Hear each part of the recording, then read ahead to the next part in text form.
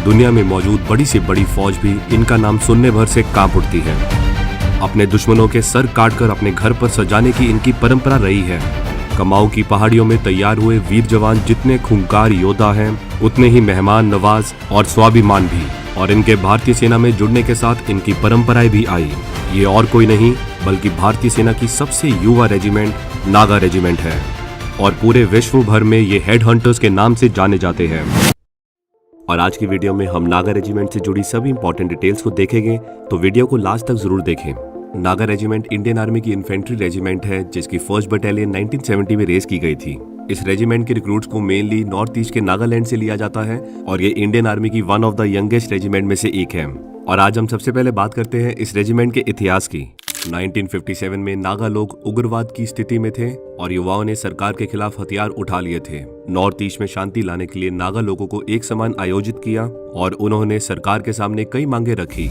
उन्होंने मांगों में दो सबसे प्रमुख मांगे रखी थी, नागालैंड के लिए राज्य का दर्जा और नागा लोगों के लिए इंडियन डिफेंस फोर्सेस में एक सेपरेट यूनिट को बनाना। और इस तरह 1 दिसंबर 1963 में नागालैंड को राज्य का दर्जा प्राप्त हुआ और उसके करीब 7 साल बाद यानी 1 नवंबर 1970 में नागा रेजिमेंट का गठन किया गया under the command of lieutenant colonel RN Mahajan VSM। शुरुआत में नागा रेजिमेंट की एक ही बटालियन को रेस करने का प्लान था और इसी कारण से इसको कमाऊ रेजिमेंट सेंटर रानीखेत से एफिलेट किया। नागा लोगों का रहन सहन, खान पान और तौर तरीके काफी हद तक कमाऊ से मिलता जुलता है। इसी कारण से नागा रेजिमेंट के लिए कमाऊ रेजिमेंट सेंटर का चयन किया गया ताकि फ्रेश रिक्रूट हुए नागा सोल्जर्स को सेटल होने में ज्यादा समय ना लगे।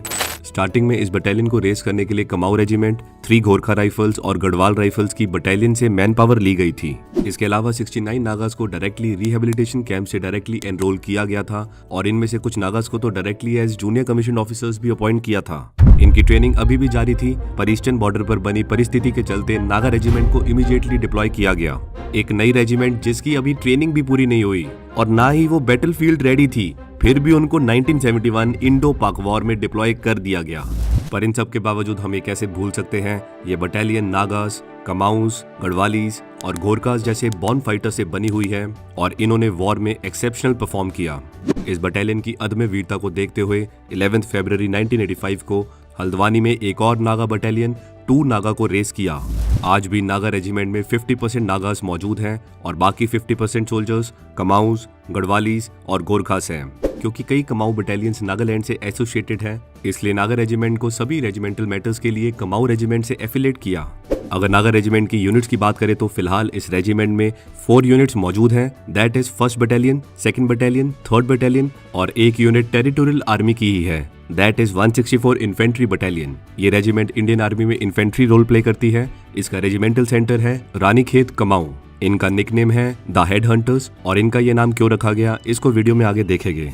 नागा रेजिमेंट की वॉर क्राई है जय दुर्गा नागा और इसको 1 महावीर चक्र, 4 वीर चक्र, 1 युद्ध सेवा मेडल, 1 विशिष्ट सेवा मेडल, 10 सेना मेडल, 1 कीर्ति चक्र, 1 शौर्य चक्र मिले हैं। इतनी युवा रेजिमेंट होने के बावजूद इस रेजिमेंट के कई सारे वीरता के किस्से हैं।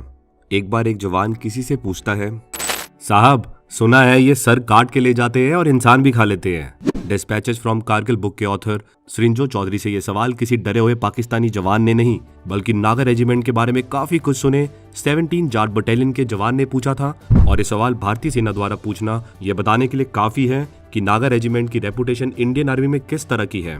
ऐसा बोला जाता है कि ये कभी भी अपने दुश्मन को कैदी की तौर पर नहीं रखते हैं बल्कि उनका फैसला तुरंत ही कर दिया जाता है। नागाज अपने एनिमी के सर को काटकर अपने साथ रखते हैं और अपने इसी मार्शल हिस्ट्री और ट्रेडिशन के चलते इन्हें अपना निकनेम द हेड हंटर्स मिला है।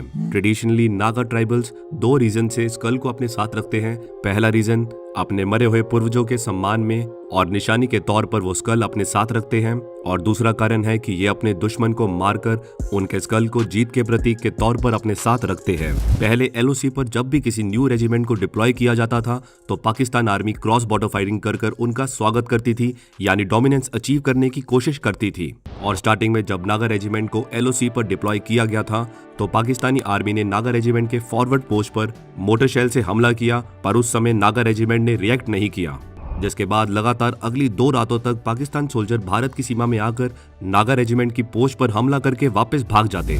2 रातों तक लगातार ऐसे होने के कारण नागा रेजिमेंट ने यह तय किया कि अब से ऐसा नहीं होने देंगे और अगली बार जब पाकिस्तानी सोल्जर भारत की सीमा में आए तो पाकिस्तानी सोल्जर्स को नागास ने पकड़कर उनको पेड़ से बांध दिया और उनके सामने आग जलाकर अपना ट्रेडिशनल नागा डांस परफॉर्म किया।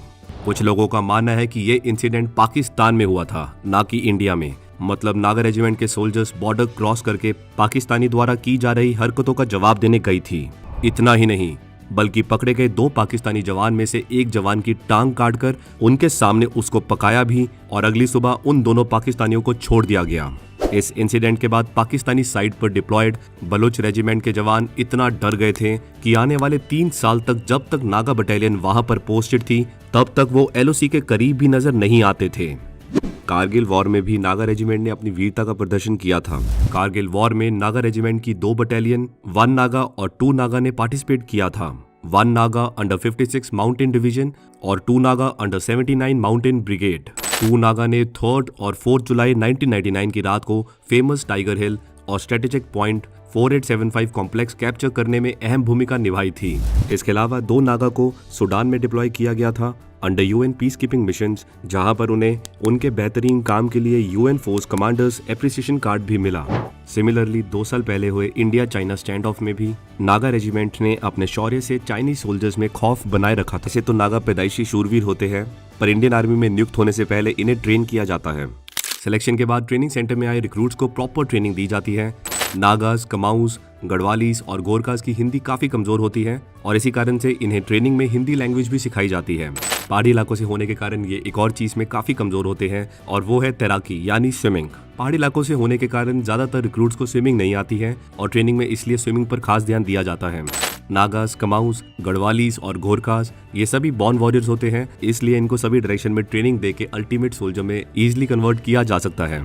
ट्रेनिंग के दौरान इन्हें माउंटेन क्लाइंबिंग, काउंटर इंसर्जेंसी और long and short range firing training भी दी जाती है। फायरिंग ट्रेनिंग के लिए मॉडर्न इक्विपमेंट्स और डमी राइफल्स का इस्तेमाल किया जाता है। ट्रेनिंग में अनआर्म्ड कॉम्बैट भी एक इंपॉर्टेंट एस्पेक्ट है, ताकि हथियार ना होने के बावजूद भी अपने दुश्मन को निहत्थे मारा जा सके। ट्रेनिंग में गेम्स पर भी काफी जोर दिया जाता है ताकि रिक्रूट्स के बीच बॉन्डिंग स्ट्रांग हो सके। इसके अलावा बॉक्सिंग और टाइकोंडो को ट्रेनिंग का हिस्सा रखा ही इसलिए गया है ताकि अनआर्म्ड कॉम्बैट में ये रिक्रूट्स के काम आ सके। नागा रेजिमेंट के कर्नल ऑफ द रेजिमेंट है Rana Pratap Kalita, UYSM, AVSM, SM, VSM।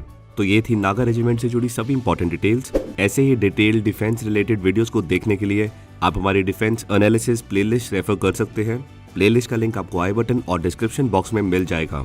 Like करें हमारी वीडियो को और हमेशा की तरह हमारी वीडियो को शेयर करते रहे। मिलते हैं अगली वीडियो में।